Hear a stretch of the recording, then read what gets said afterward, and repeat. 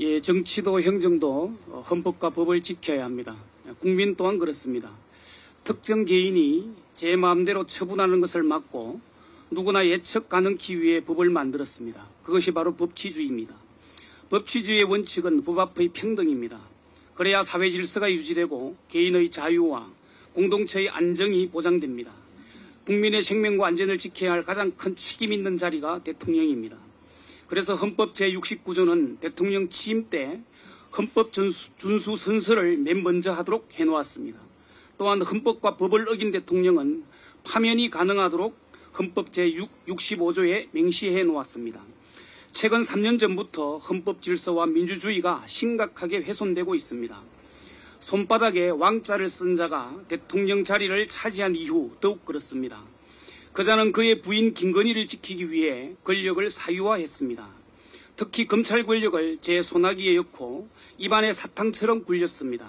검찰은 국민을 버리고 윤석열과 그의 부인 김건희의 주구가 되었습니다. 법 앞의 평등 원칙이 무너졌습니다. 법치주의의 파괴입니다. 손바닥에 왕자를 쓴 자가 느닷없이 비상계엄과 내란을 일으켜 헌법과 법을 무시하고 농락했습니다.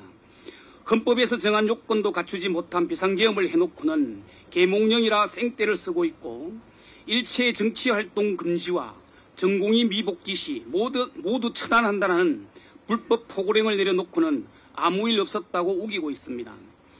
국회와 선관위에 군대를 보내 권능 행사를 방해해놓고 질서 유지를 위해 군대를 보냈다고 억지를 부리고 있고 불법으로 정치인과 법조인을 체포와 구금 지시를 해놓고도 체포의 채자도 꺼내지 않았다고 오리발을 내밀고 있습니다. 이 모든 게 헌법과 법 위반이고 헌법 질서와 법치 파괴입니다. 그런데도 손바닥에 왕자를 쓴 그자는 반국가 세력을 일거에 처단하기 위해 계엄을 선포했으니 끝까지 싸우겠다며 자신을 지켜달라고 지지자들을 선동하고 있습니다. 어렵게 구속을 시켰는데 어찌된 영문인지 내란 속에 윤석열이 거리를 활보하고 있고 직무정지에도 불구하고 대통령 놀이를 여전히 즐기고 있습니다. 손바닥에 왕자를 쓴 자 한 사람을 위해 판사도 검사도 법을 어기고 있습니다. 국민들은 내가 타서 죽을 판입니다. 윤석열 탄핵 심판 선고가 늦어지면서 더더욱 그렇습니다. 500명 수고해서 처리하고 5,000명, 1만 명까지 2차, 3차로 수고해서 사살하겠다는 자들입니다. 실제 시체를 담는 가방을 3,000개를 넘게 준비한 자들입니다. 이런 자들이 다시 직무에 복귀한다는 것은 대한민국을 절단되겠다는 것과 다름없고 개헌과 내란 면허증을 내주는 꼴입니다. 국민들은 지쳤고 민생도 경제도 파탄이 났습니다. 외교와 안보도 마찬가지입니다. 이제 종지부를 찍어야 합니다. 더 이상 이렇게는 살 수 없습니다.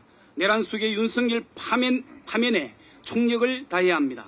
이에 민주당은 국민의 거대한 의사를 행성키 위해 청막당사를 설치하였습니다. 국민의 염원과 명령을 받들기 위해서입니다. 민주당은 국민과 함께 헌법과 민주주의 수호를 위해 끝까지 싸울 것입니다. 마지막으로 헌법재판소에 고합니다. 국민은 윤석열을 파면할 것을 명령하고 있습니다.